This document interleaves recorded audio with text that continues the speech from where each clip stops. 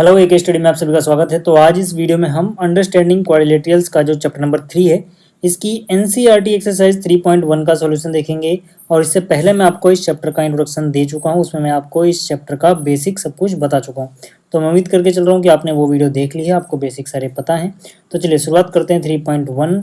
लेकिन इससे पहले मैं आपको बता दूं कि अगर आप क्लास 10th की मैथ्स के सारे कॉन्सेप्ट बहुत अच्छे से पढ़ना चाहते हैं, सारे चैप्टर्स आप अच्छे से पढ़ना चाहते हैं, बिल्कुल बेसिक से एडवांस तक, तो आप क्लास 8 मैथ्स का कॉन्सेप्ट बूस्टर कोर्स ज्वाइन कर सकते हैं। इसके लिए आपको एक स्टडी ऐप डाउनलोड करना है प्ले स्टोर से। इसको ज्वाइन करने के बाद आप मुझसे अपने मैथ्स के डाउट्स पूछ पाएंगे व्हाट्सएप के ऊपर। यहाँ पे आपको इंपॉर्टेंट क्वेश्चंस भी मिलेंगे और पीडीएफ नोट्स भी मिलेगी। हर एक लेक्चर का पीडीएफ नोट आपको मिल जाएगा। तो चलिए शुरुआत करते हैं भैया क्वेश्चन नंबर 1 से। अब देखो, जो क्वेश्चन नंबर 1 है इसमें बोला गया है गिवन हेयर सम फिगर्स, मतलब यहाँ पे आपको देखो कुछ फिगर्स दी गई हैं और इसके बाद लिखा हुआ है classify each of them on the basis of following. मतलब कि जैसे कि पहला पार्ट है सिंपल कर्व, तो यहाँ पे हमें क्लासीफाई करना है कि इनमें से कौन सा सिंपल कर्व है। तो जिन बच्चों ने इंट्रोडक्शन वाली वीडियो देखी है उन्हें पता होगा कि मैंने बताया था कि भाई सिंपल कर्व का क्या मतलब होता है। एक ऐसा कर्व जो खुद को ही क्रॉस ना करे और जिसको ड्रॉ करने के लिए आपको पेन ना उठाना पड़े, ठीक है, उसको हम बोलते हैं सिंपल कर्व।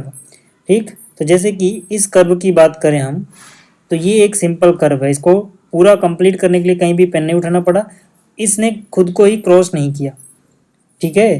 तो मतलब ये एक सिंपल कर्व है, तो पहला सिंपल कर्व है।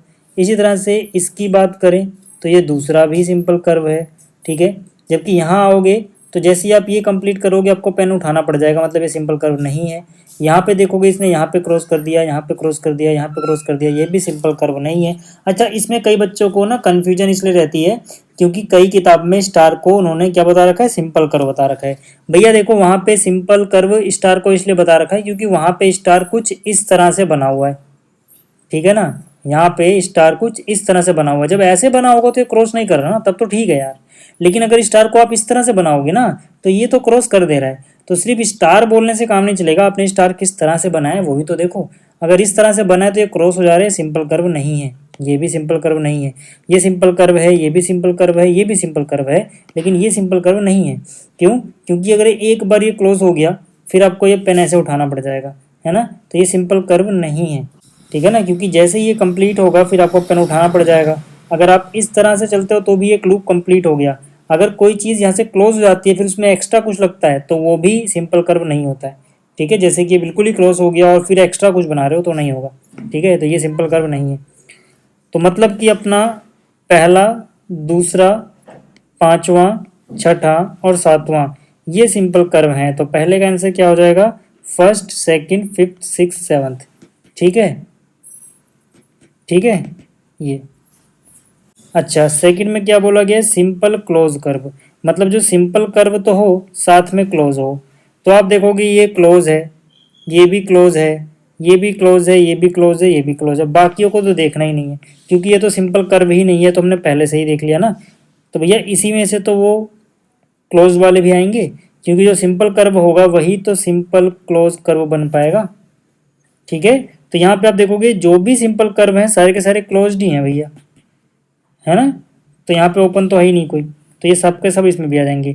ओपन कहने का मतलब है मान लो ऐसे होता कुछ, ठीक है, तो ये ओपन रहता, ठीक है। ओपन कहने का मतलब है मान लो ऐसे रहता कुछ, तो ये ओपन रहता, है ना। लेकिन ये तो बंद है ना हर तरफ से पूरे, तो जितने भी थे ये सिंपल क्लोज वाले ही हैं। तीसरा है पॉलीगन, इनमें से कौन सा है। अब पॉलीगन की भी डेफिनेशन मैंने आपको पिछली वीडियो में बताई थी। पॉलीगन की डेफिनेशन मैंने आपको बताई थी कि ऐसा सिंपल कर्व जो सिर्फ लाइन सेगमेंट से मिलके बना हो, मतलब उसमें कोई ऐसे आड़ा टेढ़ा घुमाव ना हो, सब कुछ सीधे सीधे लाइन सेगमेंट से मिलके बना हो और क्लोज हो, ऐसे क्लोज कर्व को हम पॉलीगन बोलते हैं, है ना।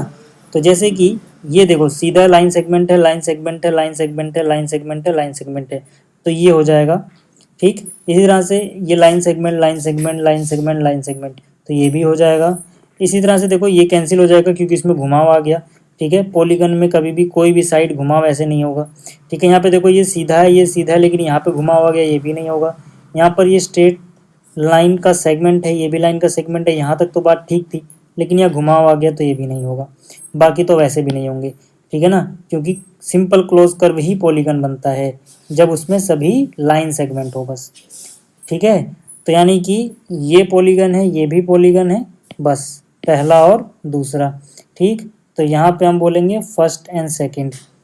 अच्छा, अगला क्या है, कॉन्वेक्स पॉलीगन। कॉन्वेक्स पॉलीगन याद करो, मैंने कहा था कि ऐसा पॉलीगन जिसके सभी डायगोनल अंदर की साइड हो, है ना। जैसे कि दूसरे पार्ट में देखोगे, एक डायगोनल इसका ये बनेगा, ये अंदर आ रहा है फिगर के, ये भी अंदर आ रहा है फिगर के, तो मतलब ये क्या होगा, ये एक कॉन्वेक्स पॉलीगन होगा। तो इसमें क्या लिखेंगे हम, इसमें लिखेंगे भाई सेकंड वाला। अगला क्या है, कॉनकेव पॉलीगन। कॉनकेव पॉलीगन मतलब क्या, एक ऐसा पॉलीगन जिसका कम से कम एक डायगोनल आउटसाइड बन जाए। जैसे कि ये जो पॉलीगन है, इसका ये वाला डायगोनल बनाओगे ना तो बाहर की साइड बनेगा, तो फर्स्ट आ जाएगा इसका आंसर। ठीक है, अब जाहिर सी बात है और किसी को तो चेक नहीं करेंगे क्योंकि पॉलीगन यही दोनों थे बस, है ना, 1 और 2। तो उसी में से तो कॉन्वेक्स और कॉनकेव निकल के आएगा, तो ये जो है ये हो जाएगा कॉन्वेक्स और ये जो है ये हो जाएगा कॉनकेव। ठीक है, ये समझ में आ गया। अब चलते हैं आगे और अगला क्वेश्चन देखते हैं। अब देखो जो अगला क्वेश्चन है इसमें बोला गया what is a regular polygon, state the name of a regular polygon of 3 sides 4 sides 6 sides. तो पहले बात करते हैं रेगुलर पॉलीगन क्या होता है। ये भी मैंने आपको इंट्रोडक्शन वीडियो में बताया था कि भाई एक रेगुलर पॉलीगन एक ऐसा पॉलीगन होता है which is equilateral and equi angular. कहने का मतलब क्या है, इक्विलेटरल कहने का मतलब है जिसकी सभी साइड्स आपस में बराबर हों, और इक्वी एंगुलर कहने का मतलब है जिसके सभी एंगल आपस में बराबर हों। ठीक, तो यहाँ पे एक ऐसा रेगुलर पॉलीगन जिसकी 3 साइड्स होंगी उसको हम क्या बोलेंगे, उसको हम बोलेंगे इक्विलेटरल ट्रायंगल, है ना। रेगुलर पॉलीगन ऑफ 3 साइड्स क्या कहलाएगा, इक्विलेटरल ट्रायंगल। क्यों, क्योंकि इक्विलेटरल ट्रायंगल में क्या होता है, देखो सारी की सारी साइड्स आपस में बराबर होती हैं और हर एक एंगल 60 डिग्री का होता है। ये एंगल भी 60 डिग्री का, ये एंगल भी 60 डिग्री का, ये एंगल भी 60 डिग्री का। तो सारी साइडें आपस में बराबर है इसलिए ये इक्विलेटरल है, और सारे एंगल आपस में बराबर है इसलिए ये इक्वी एंगुलर है। ठीक है, तो इक्विलेटरल ट्रायंगल एक ऐसा ट्रायंगल होता है जिसकी सभी साइड्स आपस में बराबर, सभी एंगल आपस में बराबर। ठीक है, तो एक रेगुलर पॉलीगन हो गया। अच्छा, 4 साइड्स होंगी तो क्या कहलाएगा, स्क्वायर। ठीक है, स्क्वायर में देखते हो आप 4 साइड्स होती हैं। अब स्क्वायर का हर एक साइड बराबर होती है और हर एक एंगल 90 90 90 90 यानी चारों एंगल भी आपस में बराबर होते हैं। तो मतलब स्क्वायर भी इक्विलेटरल और इक्वी एंगुलर है इसलिए ये एक रेगुलर पॉलीगन है 4 साइड वाला। ठीक है, 6 साइड होगी तो क्या बोलेंगे इसको, रेगुलर हेक्सागन। 6 साइड का रेगुलर पॉलीगन कहलाता है रेगुलर हेक्सागन। ठीक है, तो उम्मीद करता हूँ कि आपको पहला और दूसरा क्वेश्चन समझ में आ गया होगा। अगर नई बुक है उसमें 2 ही क्वेश्चन है 3.1 में 3.1 में। ठीक है, इसके अलावा फिर से आपको याद दिला दूं कि अगर आप क्लास 8 की मैथ बहुत अच्छे से पढ़ना चाहते हैं, मुझसे अपने डाउट्स व्हाट्सएप पे पूछना चाहते हैं, तो आप इस कोर्स को ज्वाइन कर सकते हैं एक स्टडी ऐप पे, जो कि आपको मिलेगा प्ले स्टोर पे। ठीक है, तो जल्दी मिलेंगे अगली वीडियो में। इस वीडियो में इतना ही। Thank you.